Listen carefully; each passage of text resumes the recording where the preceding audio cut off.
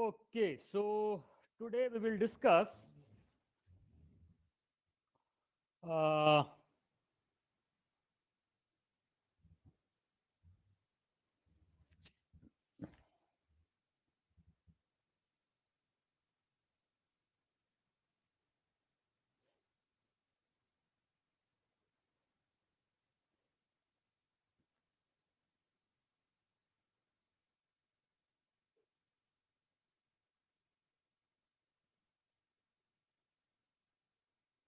okay. So today we will discuss HTML table, right? HTML table मतलब रो और column के form में हम लोग अपने डेटा को अगर दिखाना चाहते हैं तो वैसे केस में टेबल क्रिएट करते हैं हम लोग एमएस वर्ड में भी टेबल हम लोग पढ़े हैं, है ना।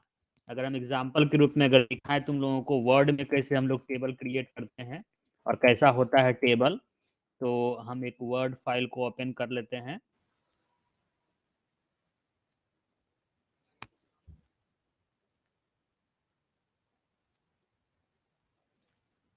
और यहाँ पर हम लोग इंसर्ट में जाएंगे, टेबल मिलेगा हमको और इस तरह का हम लोग टेबल क्रिएट करते हैं, ठीक है। तो अगर हम लोगों को HTML में इस तरह का टेबल क्रिएट करना है और अपने टेबल के अंदर डेटा को रखना है ना, तो हम लोग कैसे क्रिएट करेंगे टेबल, टेबल कैसे क्रिएट करेंगे, राइट। तो कहता है tables are defined with the table tag, ठीक है। टेबल टैग से हम लोग टेबल क्रिएट कर सकते हैं, टेबल टैग का यूज करके टेबल क्रिएट कर सकते हैं।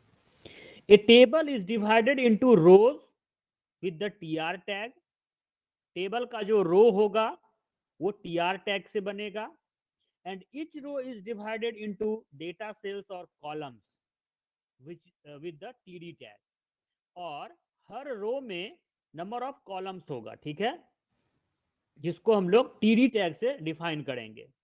टीआर से टेबल का रो बनेगा, टीडी से टेबल का कॉलम बनेगा। TD stands for table data and holds the content of a data cell.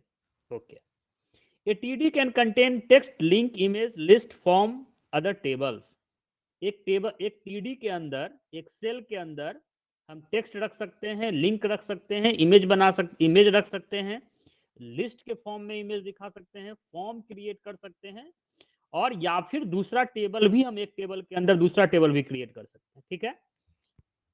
तो सबसे पहले रो और कॉलम को अच्छे से क्लियर कर लेना है कि ये जो हमारा टेबल है इसमें नंबर ऑफ रोज कितना है। तो नंबर ऑफ रोज हमारा होगा number 1, row 1, row 2, row 3, row 4, row 5, row 6। There are 6 rows in this table. What about column? तो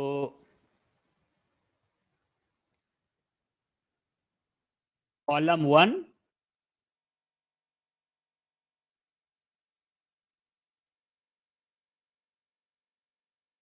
इस बैच में दिक्कत आ रहा है आवाज का।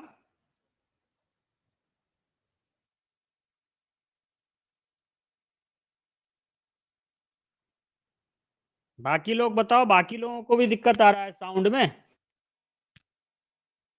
सर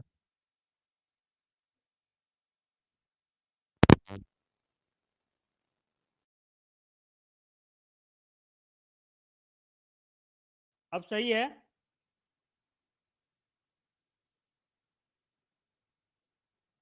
अब ठीक है आवाज? Yes sir. ओके ओके, तो हम लोग देख रहे थे कि कितना कॉलम है, ठीक है। तो हमारा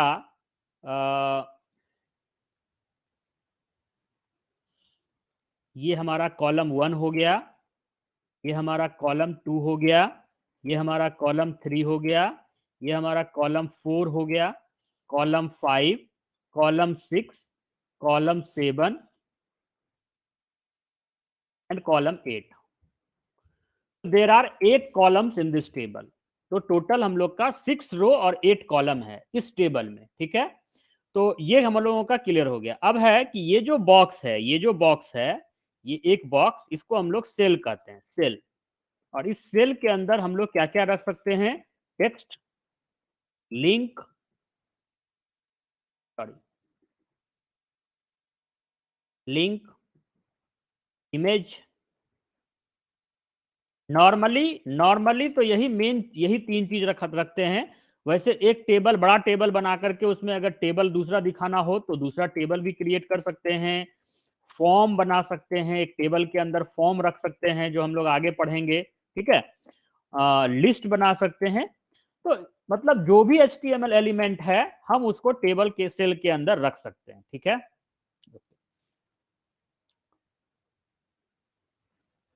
अब कैसे हम टेबल क्रिएट करेंगे, जरा प्रैक्टिकल करके देखते हैं कि हाँ भाई टेबल कैसे क्रिएट करेंगे। तो इसके लिए हम लोग सबसे पहले क्या करेंगे? सबसे पहले हम लोग क्या करेंगे? एक नया HTML फाइल क्रिएट करेंगे, ठीक है। एक नया HTML फाइल क्रिएट करेंगे, क्योंकि हम लोग ऑलरेडी को हम लोग कंप्लीट कर चुके हैं, और एक नया फाइल हम लोग बनाएंगे। या फिर हम ऐसा करेंगे, आसान तरीका के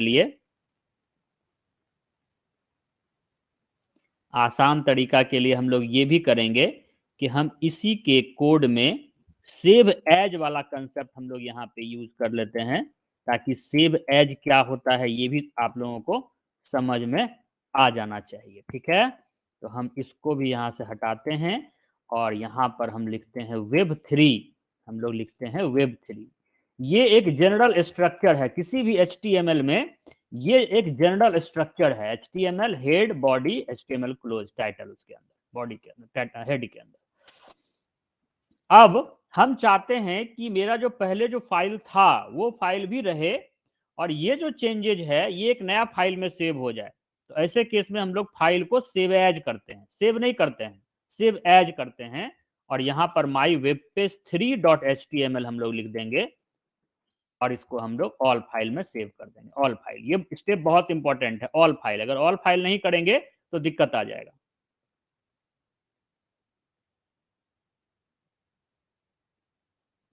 ओके, अब हमारा एक फाइल तैयार है। अभी नहीं, अभी डाउट नहीं, पहले पहले करने दो, ठीक है। अब हम लोग यहाँ पर टेबल क्रिएट करना चाहते हैं, तो सबसे पहले हम लोग एक टेबल टैग बनाएंगे, और जब एक टेबल टैग खुलेगा तो उसके टेबल टैग को हम लोग क्लोज भी कर देंगे, ठीक है।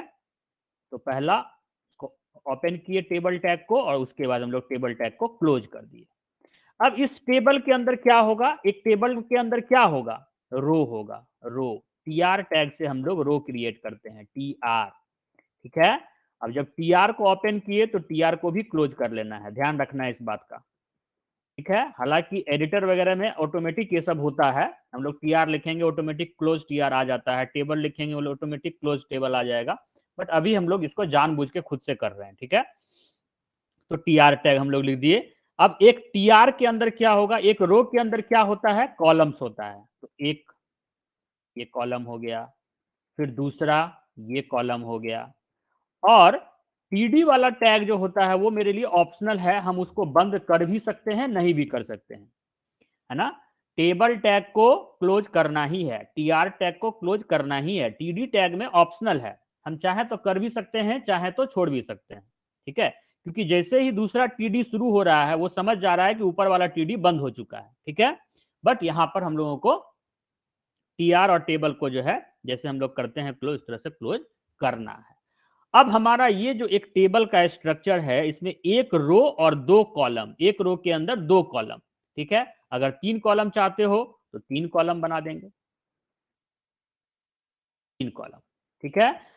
अब अगर तुमको ऐसा ऐसा मल्टीपल रो क्रिएट करना है तो बार बार जरूरत नहीं है इसको लिखने का, हम इसको कॉपी करेंगे और हम पेस्ट कर देंगे, है ना। ऐसा नहीं कि हम लोग बार बार TR TD जनरली क्या होगा, नंबर ऑफ TD जो होगा हर TR में सेम होगा, ठीक है ना। जब हम टेबल बनाएंगे तो हर कॉलम में नंबर, हर रो में हमारा नंबर ऑफ कॉलम सेम है। यहाँ पर R1 के लिए C8, R2 के लिए C8, R3 के लिए C8, R4 के लिए C8, तब तो एक ऑर्डर्ड वे में हमारा वो टेबल बनेगा। हम किसी में ज्यादा रो किसी में कम रो देंगे, कॉलम देंगे तो दिक्कत आ जाएगा। तो जब हम सेम ही लिखने वाले हैं तो हम क्यों ना इसको कॉपी करके पेस्ट करते चले जाए, जितना रो क्रिएट करना है copy paste copy paste copy paste copy paste. ठीक है, अब जब ये टेबल क्रिएट हो गया तो हम इसको सेव कर देते हैं, हम इसको सेव कर देते हैं और हम इसको ब्राउजर में ओपन करके देखते हैं, में इसको ओपन करके देखते हैं। लेकिन हमारे ब्राउजर पर कुछ भी नहीं दिखाई पड़ रहा है, हमारे ब्राउजर पर, हम इसको क्लोज कर देते हैं, तुम लोगों को डाउट होगा कहीं कि यही तो नहीं दिखाई पड़ रहा है। हमारे ब्राउजर पर अभी कुछ भी नहीं दिखाई पड़ रहा है, केवल वेब3 ऊपर में दिख रहा है जो कि टाइटल है। ठीक है, लेकिन पेज के ऊपर कुछ भी नहीं है। क्यों नहीं है? हमने तो लिखा है। तो हमने लिखा नहीं है, हम एक स्ट्रक्चर क्रिएट किए हैं कि हम एक टेबल जिसमें 3 रो और 3 कॉलम होगा, ऐसा हम एक टेबल बनाए हैं। लेकिन टेबल के अंदर अभी कुछ है ही नहीं, टेबल जो है उसके अंदर भी कुछ नहीं है। तो हम पहले टेबल के अंदर कुछ भी डाटा लिखेंगे, जैसे एग्जाम्पल के रूप में कोर्स फी, ड्यूरेशन। हम ये एग्जाम्पल लेके चलते हैं, ड्यूरेशन। अब ये जो है, ये पहले रो का पहला कॉलम है, ये पहले रो का दूसरा कॉलम है और ये पहले रो का तीसरा कॉलम है। ठीक है, तो ये जो ये पहला जो रो होगा, ये इसमें हम लोग जनरली हेडिंग लिखते हैं। जो डेटा हम लोगों को नीचे लिखना है उसका हम लोग हेडिंग ऊपर पे लिखते हैं। ठीक है, अब हम लोग यहाँ पे लिखेंगे, क्या लिखेंगे? तो C programming, C programming course का नाम है, जिसका फी 2500 है और इसका ड्यूरेशन 90 आवर्स का है। ठीक है, इसी तरह से सी प्लस प्लस प्रोग्रामिंग,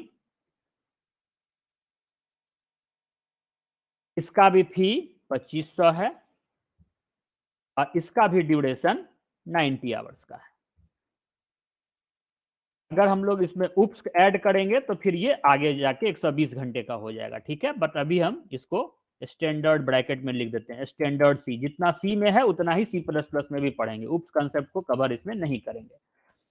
ठीक है, तो ये तो बस जनरल हम बात बता रहे हैं, इसका इससे कोई लेना देना नहीं। जो भी डाटा हमको है तो हमेशा पहला कॉलम में कोर्स लिखना है, C programming, C plus plus, data structure, जो भी कोर्स होगा तुम्हारा।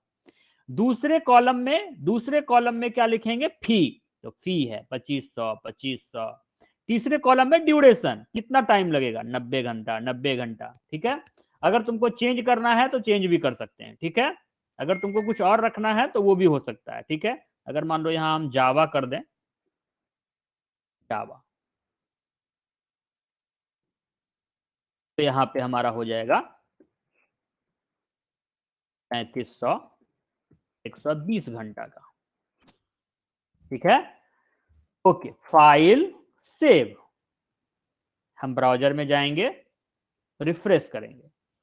अब हम देख रहे हैं कि हमारे पेज के ऊपर कुछ डेटा दिखाई पड़ रहा है जो टेबल के फॉर्म में है ना, जो टेबल के फॉर्म में है। लेकिन अभी जो ये टेबल के फॉर्म में है, अभी इसमें कुछ भी लाइन वगैरह नहीं क्रिएट हुआ है। जैसे इस टेबल में लाइन क्रिएट है ना, यहाँ पे बॉर्डर वगैरह है ना टेबल का, बट इसमें कोई बॉर्डर नहीं है, इसमें केवल टेक्स्ट है।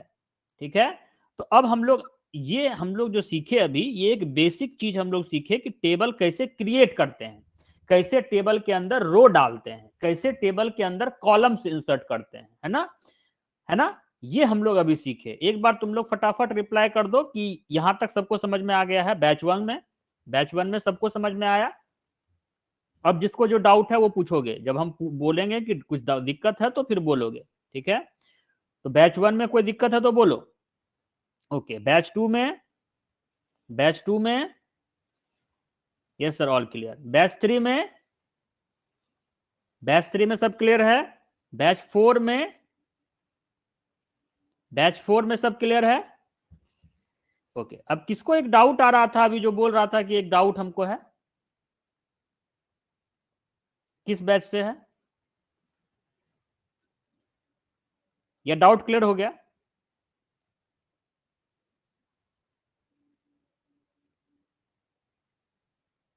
यस, अगर डाउट है तो जल्दी बोलो।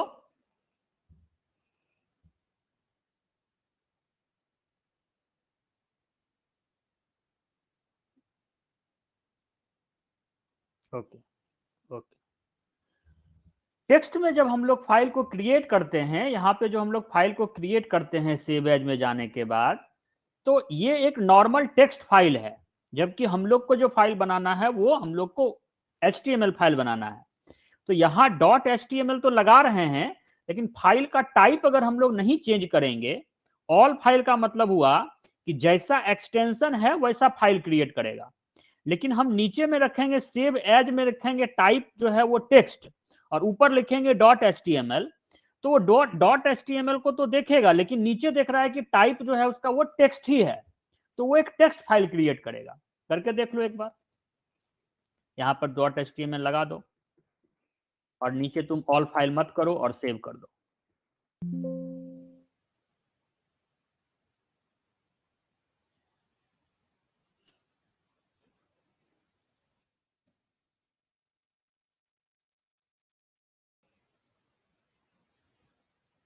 अच्छा, वो क्रिएट अभी वेब पेज आपका क्रिएट कर दिया है, लेकिन ये तरीका सही नहीं है, ठीक है। ये मे भी कर दिया है, कोई दिक्कत नहीं है इससे, लेकिन इसमें प्रॉब्लम आ भी सकता है, क्योंकि हम लोगों को फाइल का टाइप जरूर सेट करना है ऑल फाइल, ठीक है, ताकि कभी दिक्कत ना आए। यहाँ पे ये ले लिया, ओके नो प्रॉब्लम, और तुमको इसीलिए डाउट हो रहा होगा कि जब ये ले लेता है तो फिर हम क्यों करेंगे, बट वो तरीका सही नहीं है। हम लोगों को ऑल फाइल करना चाहिए, खास करके जब हम लोग नोटपैड का यूज करें, क्योंकि नोटपैड जो है ये एक टेक्स्ट एडिटर है। यहाँ पर हम लोग हर तरह का फाइल क्रिएट करते हैं, सी का भी फाइल क्रिएट कर सकते हैं, C++ का फाइल क्रिएट कर सकते हैं, HTML फाइल क्रिएट कर सकते हैं। तो हम लोगों को नीचे जाके ऑल फाइल कर देने से क्या होगा कि वो उस फाइल में चला जाएगा, कन्वर्ट हो जाएगा, ठीक है। तो ये तरीका है, ठीक है। वो ऑटोमेटिक ले भी लिया तो भी हमको कर देना चाहिए, ये चीज है, ठीक है।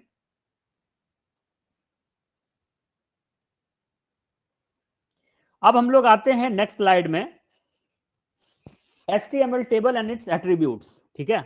ये एक टेबल क्रिएट तो कर दिया, बट टेबल बहुत अच्छे तरीके से फॉर्मेटेड नहीं दिख रहा है, ठीक है। इसको और बेटर वे में करने के लिए हम लोगों को इसके अंदर कुछ स्पेसिफिकेशन ऐड करना पड़ेगा, है ना। हम लोग को स्पेसिफिकेशन ऐड करना पड़ेगा। तो कहता है हेडर इंफॉर्मेशन इन, अच्छा ये हेडर वाला चीज जो है ये हम यहाँ नहीं रखेंगे,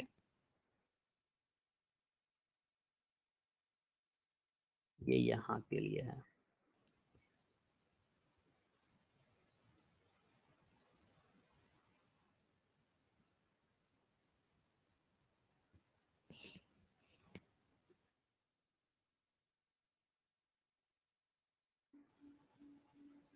ओके, नो नीड दिया हुआ ये। No, HTML table and its attribute. अब एट्रीब्यूट हम लोगों को ऐड करना है, तो टेबल, टेबल तो हम लोग ऑलरेडी यूज कर रहे हैं, ये टैग का नेम है। इसके बगल में हम लोग लिख रहे हैं बॉर्डर। ये बॉर्डर क्या है, ये बॉर्डर क्या है, इस बॉर्डर को क्या कहोगे तुम लोग, क्या कहोगे, एट्रीब्यूट, क्या कहोगे, एट्रीब्यूट, ठीक है। एट्रीब्यूट इक्वल टू वैल्यू, ठीक है। और वैल्यू में यहाँ पे 1 भी डाल सकते हो, 2 भी डाल सकते हो, डबल बॉर्डर, सिंगल बॉर्डर, ठीक है, जैसा तुमको डालना है वो डाल सकते हो। इसके बाद अभी फिलहाल एक ही एट्रीब्यूट डाल के देखो क्या होता है, एक एक करके डालना है, ऐसा नहीं कि एक ही बार डाल दिए पता चला कि किससे क्या हुआ पता ही नहीं चलेगा। बॉर्डर इक्वल टू, मान लो हम 1 डालते हैं, 1 में भी वही आएगा, 2 में भी वही आएगा, ठीक है। सेव। अब हम अपने ब्राउजर को रिफ्रेश करेंगे, दूसरा फाइल बना दिए क्या, चौथा फाइल में चले गए हम लोग।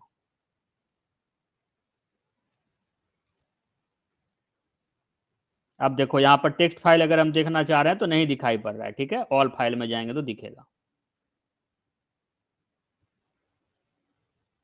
इसीलिए ऑल फाइल करना सही रहता है। बॉर्डर इक्वल टू 1, 1 मतलब ट्रू, 1 मतलब ट्रू, यहाँ पर ये मान के चलना है 1 मतलब ट्रू, ठीक है।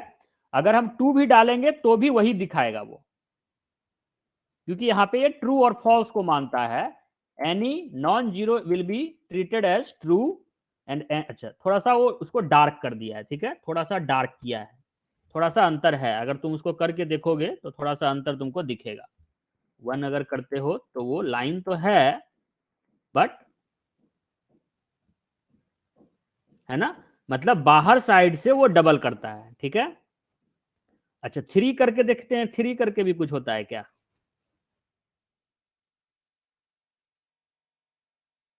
तो बेसिकली और मोटा कर दिया, ठीक है, मतलब उसके थिकनेस को, बाहर के बॉर्डर के थिकनेस को वो बढ़ाते जाता है। 5 करके देखो तो, एक्चुअली हम ये ज्यादा ध्यान नहीं दिए थे इस तरह का। हाँ बिल्कुल, वो थिकनेस को मोटा करते चला जाएगा, जितना ज्यादा देंगे उतना वो ज्यादा करते चला जाएगा। तो हम लोग नॉर्मली 1 ही देते हैं, ठीक है, 1। ये हम 1 2 3 वाला ट्राई नहीं किए थे, हम अभी ही ट्राई किए, क्योंकि अभी खास करके हम देखे ध्यान से तो दिखा कि वो थोड़ा सा मोटा कर रहा है। तो मोटा जब कर रहा है तो वैल्यू बढ़ाते जाएंगे तो वो मोटा बढ़ाते जाएगा, ठीक है, थिकनेस बढ़ाते जाएगा, बॉर्डर का थिकनेस, ठीक है। तो ये हमारा हो गया बॉर्डर। अब आगे क्या है?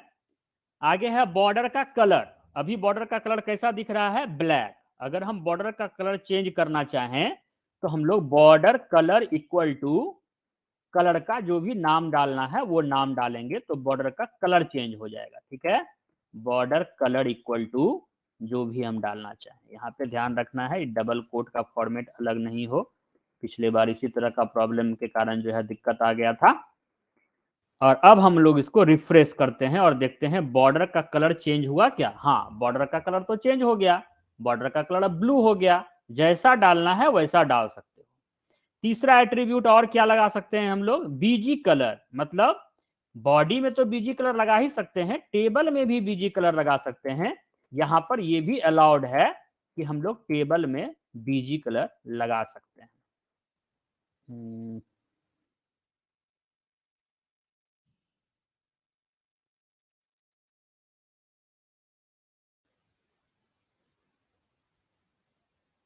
तो ये टेबल के बैकग्राउंड को बदलेगा, पेज के बैकग्राउंड को नहीं बदलेगा, केवल टेबल के बैकग्राउंड को चेंज कर देगा, ठीक है। और क्या कर सकते हैं? Height equal to 60%। अभी जो टेबल दिखाई पड़ रहा है तुम लोगों को, अभी जो टेबल तुम लोगों को दिखाई पड़ रहा होगा, ये टेक्स्ट जिस हिसाब से है उतना ही बड़ा है। जितना एरिया में टेक्स्ट है उतना ही एरिया में फैला हुआ है। हम चाहते हैं नहीं, मेरा टेबल का साइज बड़ा हो, उसके अंदर जो भी टेक्स्ट हम लिखें चाहे छोटा हो चाहे बड़ा हो वो उसके अंदर दिखाई पड़े, बट टेबल का साइज एक फिक्स्ड एरिया में रहे। इतना छोटा सा टेबल अगर तुमको दिखाई पड़ेगा तो तुम्ही को देखने में अच्छा नहीं लगेगा, ठीक है, पेज के ऊपर। तो यहाँ पर हम लोग देंगे विड्थ। पहले विड्थ इक्वल टू मान लो 60%। मतलब इसका मतलब हुआ कि स्क्रीन के 60% एरिया में हमको इसका विड्थ रखना है। और height HEIGHT height equal to 30%। मतलब स्क्रीन के 30% एरिया के हाइट में हमको इस टेबल को क्या करना है? एक्सपेंड कर देना है। भले वो टेबल के अंदर डेटा कम है, लेकिन इस टेबल को हम लोग क्या करेंगे? एक्सटेंड कर देंगे स्क्रीन के 30%। अब इसके स्क्रीन के हाथ जोड़ो, 30%, फिर से 30%, फिर से 30%, नीचे 10% बच गया, 60% और इधर 40% बच गया, ठीक है। अब हम लोग इसको, अभी फिलहाल तो तुम्हारा यहां पर इतना ही दे रहा है, ठीक है, table, border, border colour, BG colour, height, width, है ना। और बहुत कुछ है, ऐसा नहीं है कि इतना ही है, और भी है, बट इतना तुम्हारे लिए अभी फिलहाल समझने के लिए सफिशियंट है। क्योंकि ज्यादा सीएसएस का जो काम होगा, मतलब ज्यादा स्टाइलिंग का जो काम होगा वो हम लोग सीएसएस में जाकर के करते हैं, ठीक है। एट्रीब्यूट से बहुत ज्यादा हम लोग नहीं करेंगे, हम लोग लिमिटेड ही करेंगे, ठीक है। अब यहां पर एक चीज कंसेप्ट है, यहां पे नीचे दिया हुआ है, cell spacing is use to apply space between two adjacent cell. एक एट्रीब्यूट है सेल स्पेसिंग, ठीक है, cell spacing, CELLSPACING, cell spacing equal to, मान लो हम डालते हैं 10। तो ये क्या करेगा? ये हमारा जो दो, पहले इसको हम सेव कर लेते हैं। हमारा जो ये जो एक देख रहे हो, ये जो लाइन है ये वाला, और ये जो लाइन है, मतलब दो सेल के बीच का जो लाइनिंग है, इसके बीच का जो स्पेस है, इस स्पेस के अंदर 10 इंच का इंक्रीज करेगा वो। देखो, ठीक है, यहां भी बढ़ाया और यहां भी बढ़ाया, है ना। दो रो के बीच में का भी गैप, दो कॉलम के भी बीच का गैप बढ़ा दिया, ठीक है। तो सेल स्पेसिंग से हम ये कर सकते हैं। और दूसरा है सेल पैडिंग। सेल पैडिंग, इसके द्वारा क्या करेंगे, मान लो इसमें हम वैल्यू डालते हैं 20। इसमें क्या होता है कि हमारा जो टेक्स्ट है अभी बिल्कुल तुम्हारा लाइन से बिल्कुल सट के है। यहां देखो, फी लाइन से सट के है, सी प्रोग्रामिंग लाइन से सट के है, ठीक है। अगर तुम चाहते हो कि ये थोड़ा हटके हो, तो तुम यहां पर उसको सेल पैडिंग के द्वारा उसको तुम थोड़ा सा हटके कर दोगे, मतलब 20 पिक्सल बॉर्डर से हटके रहेगा, है ना। 20 पिक्सल बॉर्डर से हटके रहेगा ताकि वो दिखने में अच्छा लगे, ठीक है। ओके, अब तुम लोग एक बार हमको रिप्लाई कर दो भाई कि यहां तक में कोई दिक्कत तो नहीं आया। बैच 1 बेसिक एट्रीब्यूट्स हम लोग यूज किए, border, border colour, BG colour, height, width, cell spacing, cell padding. कोई दिक्कत, कोई प्रॉब्लम, कोई doubt? Reply fast from batch 1, from batch 2, batch 2 is okay, batch 3 no sir, batch 4 sir समझ नहीं आ रहा है, मुन्नी कुमारी सर समझ, आवाज नहीं आ रहा है, आवाज नहीं आ रहा है मुन्नी कुमारी। क्यों आवाज नहीं आ रहा है? तुम्हारा स्पीकर वगैरह सब सही है, हेडफोन सही है? बाकी लोगों को आवाज आ रहा है सही से?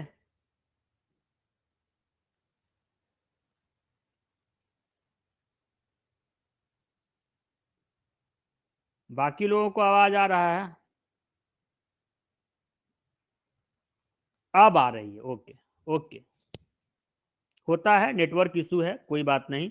रेगुलर क्लास करोगी तो ज़्यादा सही से तुमको आवाज़ आएगा। अगर एक क्लास छोड़ छोड़ के करेगी तो वैसे भी आवाज़ थोड़ा सा दिक्कत करेगा, ठीक है।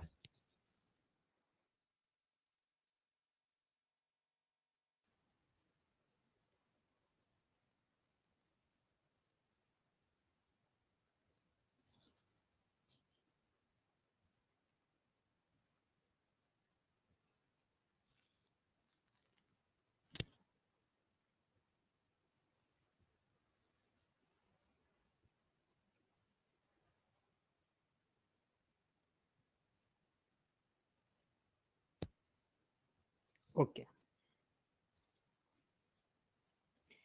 अब यहाँ पर और भी कुछ एट्रीब्यूट है। जैसे टेबल टैग के अंदर तो हम लोग एट्रीब्यूट का यूज कर लिए, ठीक है।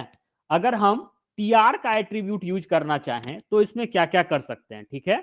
तो टीआर के अंदर भी हम लोग अलाइनमेंट सेट कर सकते हैं, ALIGN, align equal to centre, centre, align equal to centre.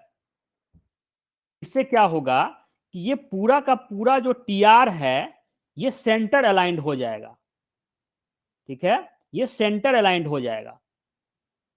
इसी तरह से हम दूसरे को अगर करना चाहें, हालांकि इसको हम लोग करेंगे भी नहीं, इसीलिए नहीं करेंगे कि इसके लिए हम लोग दूसरा कंसेप्ट आगे चल के देखेंगे, ठीक है। तो दूसरे वाले को हम करके दिखाते हैं, ठीक है। ऊपर वाले के लिए दूसरा कंसेप्ट है हमारे पास, उसका यूज करेंगे तो उससे हमारा काम हो जाएगा। बाकी के लिए हम सेंटर अलाइन अगर करना चाहें तो इस तरह से सेंटर अलाइन करेंगे, ठीक है।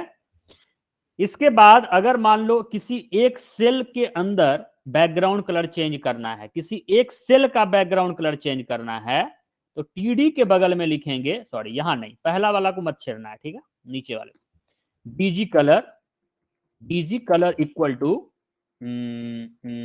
Yellow, yellow. एक सेल का बीजी कलर चेंज हो जाएगा, एक सेल का बीजी कलर चेंज हो जाएगा, ठीक है, एक सेल का चेंज हो जाएगा। कहोगे सर टीआर के अंदर ये काम करेगा, तो आई थिंक ये टीआर के अंदर काम नहीं करेगा, करके देख लो वैसे, I am not sure.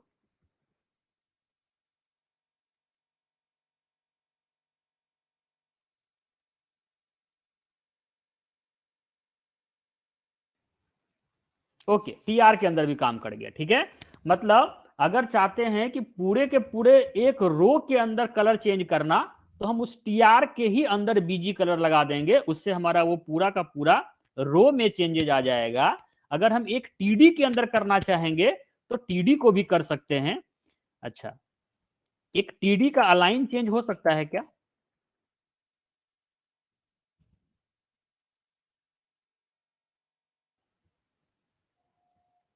Yes, मतलब एक टीडी के लिए भी हम अलाइनमेंट सेट कर सकते हैं, ठीक है। एक टीडी के लिए भी हम अलाइनमेंट सेट कर सकते हैं, अगर हम उसको राइट में रखना चाहें, लेफ्ट में रखना चाहें, सेंटर में। लेफ्ट तो बाय डिफॉल्ट होता है, सेंटर या राइट करना चाहें तो हम लोग उसको कर सकते हैं, कोई इशू नहीं है, ठीक है। अच्छा, साइज भी होता है क्या?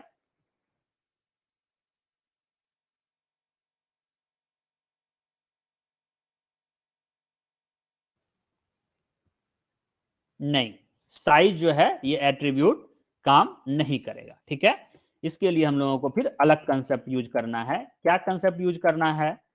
तो अगर किसी के साइज को तुम चेंज करना चाहते हो तो फिलहाल अभी तुम्हारे पास एक कंसेप्ट है, वैसे आगे चल के और भी चीज पढ़ेंगे, बट अभी हमारे पास है कि हम font size equal to 20 pixel ऐसे करके लिख सकते हैं, ठीक है। और जब फॉन्ट को ओपन करेंगे तो टेक्स्ट लिखने के बाद फॉन्ट को क्लोज भी करेंगे, ठीक है। एक फॉन्ट को जब हम ओपन करेंगे तो फॉन्ट को फिर क्लोज भी करेंगे। तो ये हमारा एक फॉन्ट को चेंज कर दिया, ठीक है। अब अगर इसका कलर भी चेंज करना चाहते हैं तो ये हमारे पास फॉन्ट के अंदर दोनों एट्रीब्यूट है, font colour equal to red, font colour equal to red. तो हमारे पास क्या होता है, मल्टीपल होता है चीज, जैसे कि टीडी टैग सपोर्ट नहीं किया, बट किसी टेक्स्ट के लिए फॉन्ट टैग तो है, और टीडी के अंदर फॉन्ट का तो यूज कर सकते हैं। एक टीडी के अंदर फॉन्ट टैग का यूज कर सकते हैं, टेक्स्ट का यूज कर सकते हैं, लिंक बना सकते हैं, हर तरह का काम कर सकते हैं, कोई दिक्कत नहीं है, ठीक है। तो जब सब काम कर सकते हैं तो सब काम करके देख लेना है। तो यहाँ पे अगर किसी का कलर चेंज करने का मन हुआ तो कलर तुम चेंज कर सकते हो। साइज बहुत बड़ा हो गया है, इसके कारण टेबल थोड़ा दिखने में अच्छा नहीं लग रहा है, तो हम साइज को 10 पिक्सल रहने देते हैं, बस थोड़ा सा वो बड़ा दिखे एक्चुअल साइज से। अच्छा, 10 नहीं काम किया, ये दिक्कत है, साइज या तो पूरा बड़ा कर लेता है या फिर छोटा ही रखता है।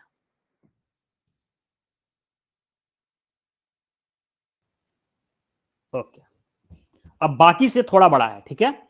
तो इस तरह से हम लोग क्या कर सकते हैं, टेबल के अंदर फॉर्मेटिंग कर सकते हैं, टेबल के डेटा को या टेबल को, है ना, फॉर्मेट कर सकते हैं इस इन सब चीजों से, जो हम लोग ऑलरेडी बहुत कुछ जानते हैं।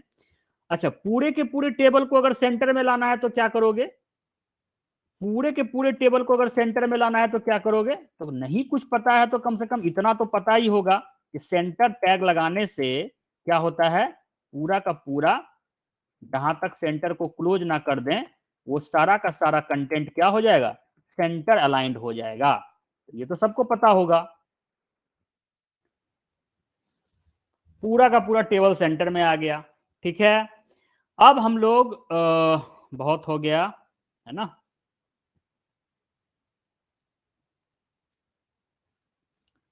तुम लोग अगर चाहते हो कि लिंक इमेज वगैरह भी करना चाहते हो, इसके अंदर रखना चाहते हो, तो एक एग्जांपल देख लो।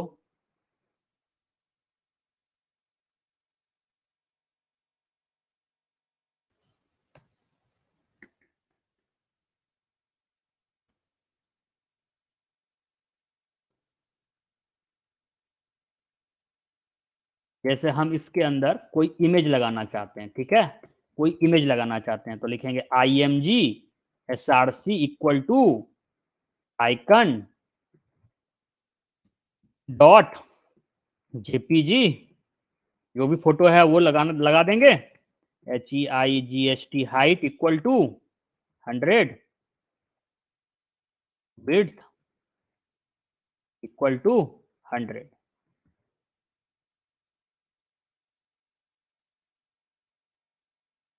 अगर एक टेबल के सेल के अंदर कोई इमेज लगाना चाहते हो तो हम लोग कर सकते हैं ये काम, नो प्रॉब्लम।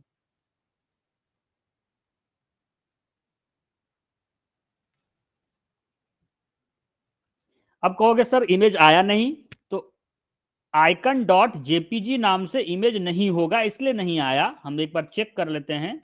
आइकन नाम का इमेज तो है, लेकिन वो पीएनजी टाइप का है, ठीक है। तो यहाँ पर पीएनजी डाल देंगे। टाइप इज वेरी इंपॉर्टेंट, ठीक है। इसीलिए वो अभी जो पूछ रहा था कि सर क्यों करेंगे, तो ओके, वो अगर वो रीड कर लिया तो ठीक बात है, बट अगर रीड नहीं करता हो तो फिर दिक्कत आ जाएगा, ठीक है।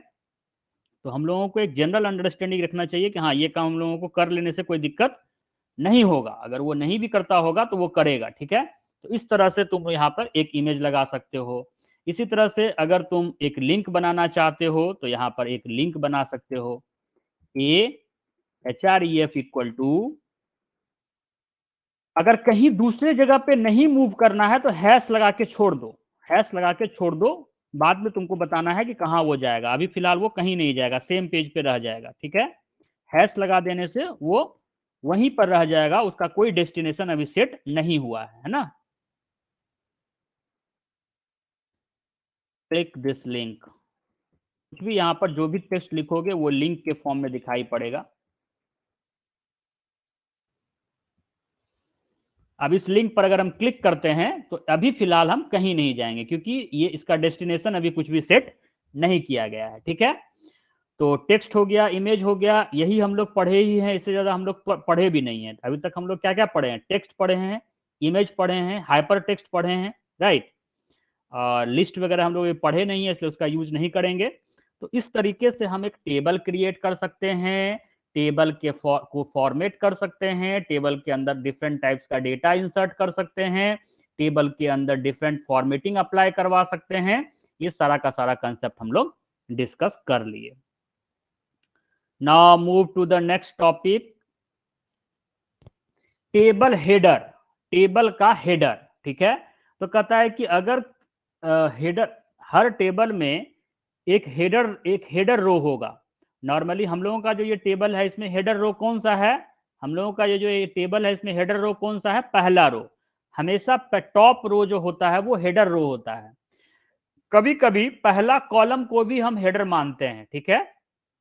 तो हम अभी फिलहाल टेबल में पहला रो को हेडिंग बना देते हैं, और फिर हम लोग दूसरे टेबल में उस तरह के एग्जाम्पल्स को देखेंगे।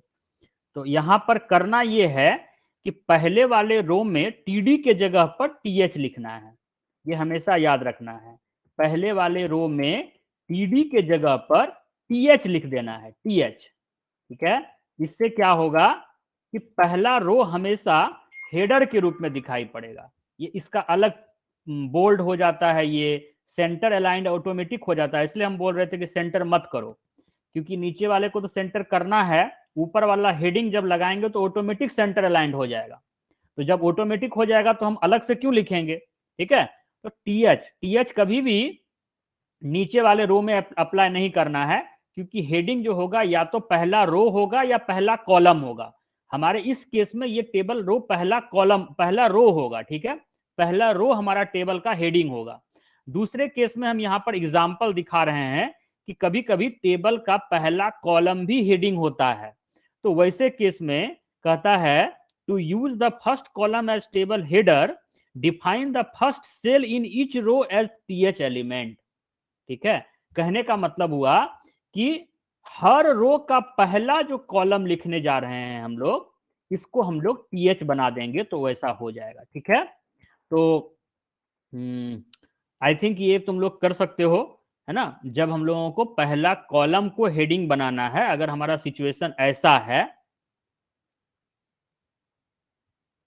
अगर ऐसा सिचुएशन है, इस तरह का बनाना है, तो वैसे केस में हर पहला कॉलम, हर रो में पहला कॉलम को टीएच से स्टार्ट करना है, टीडी से नहीं, टीएच से।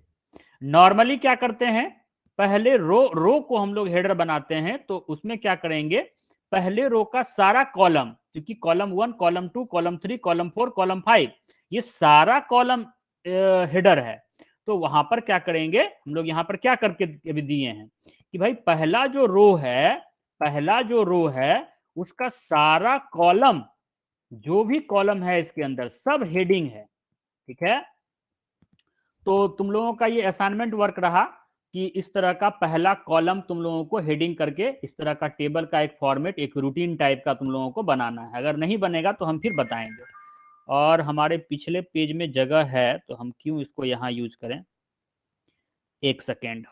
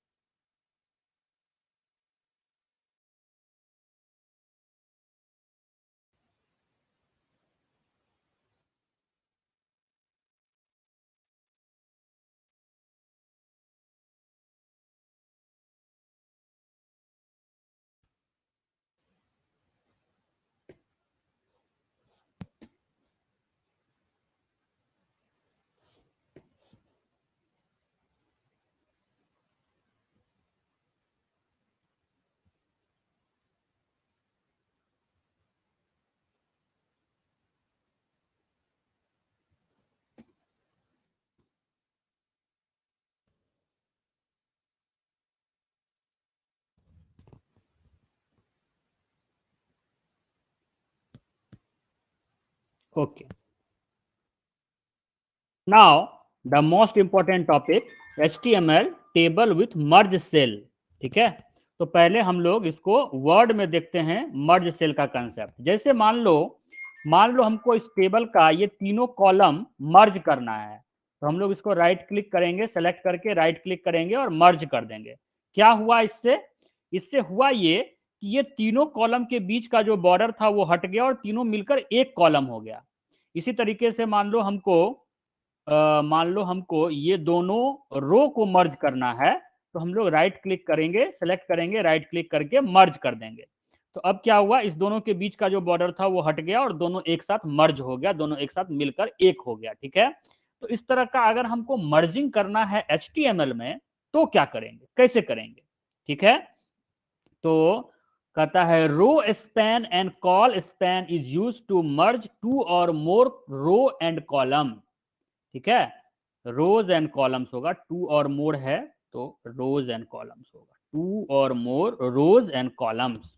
अब अगर हम लोगों को ऐसा एग्जाम्पल लेना है तो एग्जाम्पल कैसे लेंगे? ठीक है, तो पहले तो उस एग्जाम्पल को देखा जाए जो एग्जाम्पल हम लोग करने जा रहे हैं।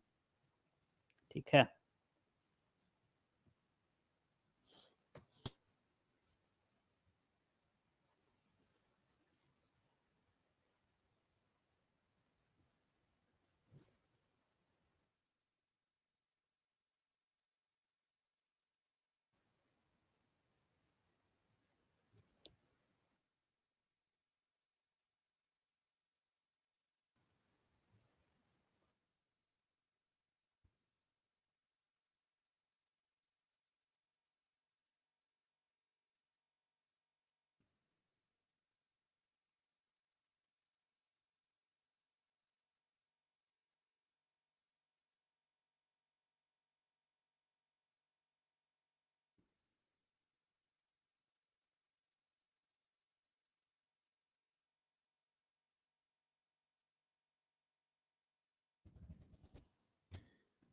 मतलब यहां पर हम ये दिखा रहे हैं कि अगर देखोगे तो इसमें टोटल रो और टोटल कॉलम कितना है, पहले ये काउंट करो। ठीक है, तो ये है कॉलम नंबर 1, ये है कॉलम नंबर 2 और ये है कॉलम नंबर 3। मैक्सिमम काउंट करना है, मिनिमम नहीं, मैक्सिमम। और रो कितना है, तो ये है रो नंबर 1, ये है रो नंबर 2, ये है रो नंबर 3, मतलब 3 by 3 है ये। लेकिन ऊपर वाले केस में अगर देखेंगे तो ऊपर से पहले कॉलम का 2 रो एक साथ मिला हुआ है, पहले कॉलम का 2 रो एक साथ मिला हुआ है। और दूसरे वाले में 2 कॉलम एक साथ मिला हुआ है, ठीक है, 2 कॉलम एक साथ मिला हुआ है। तो यहां पर हम ये देख रहे हैं कि पहला ही रो में 2 रो एक पहले कॉलम के लिए मिला हुआ है और पहला ही रो में 2 कॉलम एक साथ मिला हुआ है। तो जो भी काम हो रहा है पहले ही रो में हो रहा है। दूसरे रो के लिए क्या है, तो दूसरे रो के लिए तो 2 कॉलम है, लेकिन एक पहला कॉलम इसलिए नहीं है क्योंकि वो दूसरे के साथ मर्ज हो गया है। तो दूसरे रो में कितना कॉलम है, दूसरे रो में कितना कॉलम है, 2 कॉलम है। तीसरे रो में कितना कॉलम है, 3 कॉलम है, क्योंकि यहां पे मर्जिंग नहीं हुआ है, ठीक है। तो यहां पर अगर देखोगे, अगर अगर इसको बनाने के लिए ध्यान से देखोगे, तो पहला रो में 2 कॉलम बनेगा, कॉलम नंबर 1, कॉलम नंबर 2। दूसरे रो में 2 कॉलम बनेगा, कॉलम नंबर 1, कॉलम नंबर 2। क्यों, क्योंकि पहला वाला तो मर्ज हो गया है। और तीसरे वाले में 3 कॉलम बनेगा। तो ये कंसेप्ट क्लियर होना चाहिए, यहां पर कंफ्यूजन लोगों को होता है और वो चीज नहीं होना चाहिए, इसलिए हम पहले ही डायग्राम बना के दिखा दिए। अब हम लोग इसको क्या करेंगे, बाकी तो सब कुछ सही है, हम लोग इसको कॉपी कर लेते हैं यहां से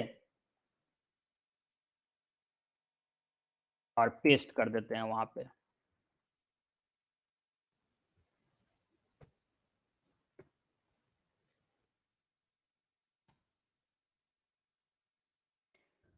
क्या पेस्ट किए, टेबल है ना, border equal to 1, TR TH, row span equal to 2। अब ये वाला रो स्पैन वाला जो चीज है, ये तुम लोगों को टेंशन नहीं लेना है, ये हम अभी समझा रहे हैं, ठीक है। रो स्पैन क्या है, कॉल स्पैन क्या है, इसको छोड़ अगर दो, तो हम अभी क्या बोले थे, पहले रो में 2 कॉलम, दूसरे रो में भी 2 कॉलम और तीसरे रो में 3 कॉलम।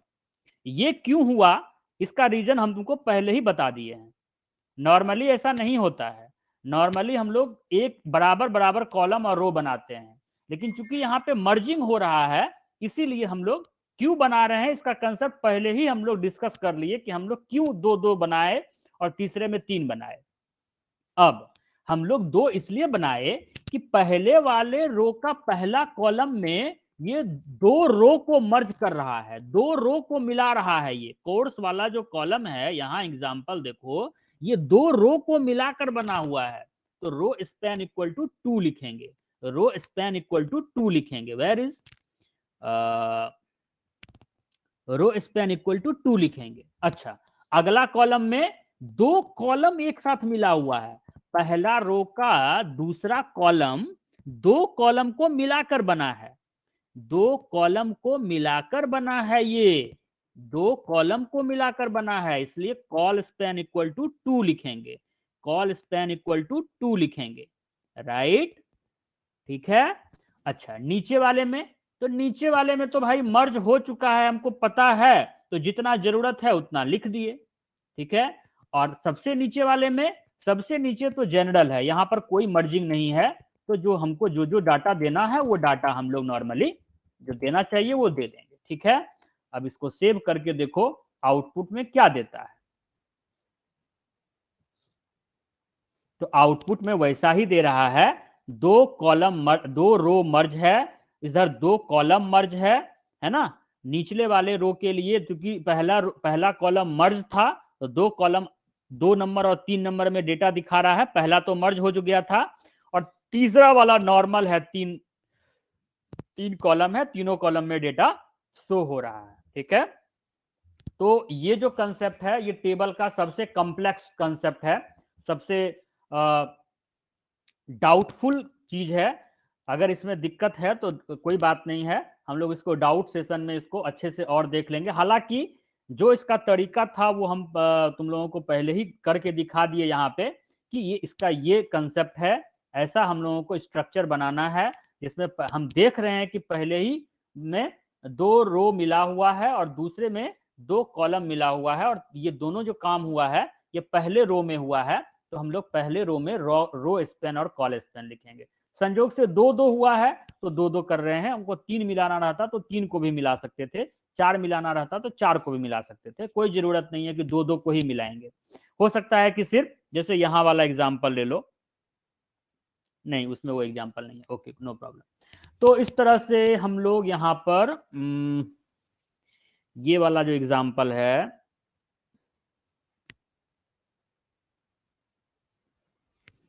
यहाँ पर, ठीक है, तो यहाँ पर ये डे दिखा रहा है, नीचे टाइम दिखा रहा है, ठीक है। तो इसको हम लोग खाली छोड़ दिए हैं।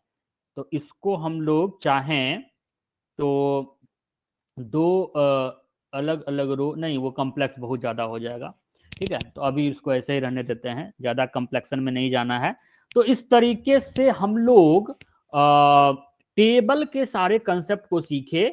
और अगर अभी के लिए इतना अगर समझ में आ गया तो बहुत अच्छा बात है, ठीक है। और अगर कुछ डाउट है तो डाउट सेशन में हम लोग उसको क्लियर कर लेंगे, ठीक है। और इस पर दिमाग तुमको खुद से लगाना पड़ेगा। ये वाला जो कंसेप्ट अभी हम लोग किए हैं, इस पर निश्चित रूप से सबको डाउट होता है ना, सबको डाउट रहता है इसमें। कोई नया बात नहीं है कि आपको डाउट है किसी को नहीं है, सबको इसमें डाउट होता है। और इसके लिए आपको दिमाग से सोचना पड़ेगा, ये वाला और ये वाला दोनों को रिलेट करके सोचना पड़ेगा कि ऐसा क्यों हुआ है। बस हम लोगों को बस ये जानना है कि जब रो को मर्ज करेंगे तो रो स्पैन लिखेंगे, जब कॉलम को मर्ज करेंगे तो कॉल स्पैन लिखेंगे। ये हमको केवल पता होना चाहिए, ठीक है। बाकी सब हमारे लिए कंसेप्ट है, वो कंसेप्ट हम लोग अच्छे से समझेंगे, दिमाग लगाएंगे तो वो हमारा हो जाएगा, ठीक है। तो इस तरीके से हम लोग आज टेबल कंसेप्ट को कंप्लीट कर लिए, और अगले क्लास में हम लोग लिस्ट कंसेप्ट सीखेंगे। और बहुत जल्द सर हम लैपटॉप में नोटपैड में प्रैक्टिकल करके, बट सर कलर चेंज नहीं हो रहा है। COLOR कलर लिखोगे तो होगा चेंज, और नहीं होगा तो फिर हमको डाउट सेशन में दिखाओगे, लैपटॉप खोल के लॉगिन करोगे, और तो हम लोग डाउट सेशन में उसको देखेंगे, ठीक है। ओके, तो आई थिंक आज के लिए इतना ही। और हम लोग अगले क्लास में लिस्ट देखेंगे, और नेक्स्ट वीक में हम लोग मूव करेंगे CSS कंसेप्ट पर, है ना। तो हम लोगों का एक तरह से कह सकते हो कि लेवल 1 जो है हम लोग को इस वीक में कंप्लीट करने वाले हैं, लेवल 1। और उसके बाद थोड़ा सा हम लोग ऊपर लेवल पे जाएंगे। तो जब हम ऊपर लेवल पे जाएंगे, जब हम ऊपर लेवल पे जाएंगे तो फिर दिमाग भी तो ऊपर लेवल का लगाना पड़ेगा।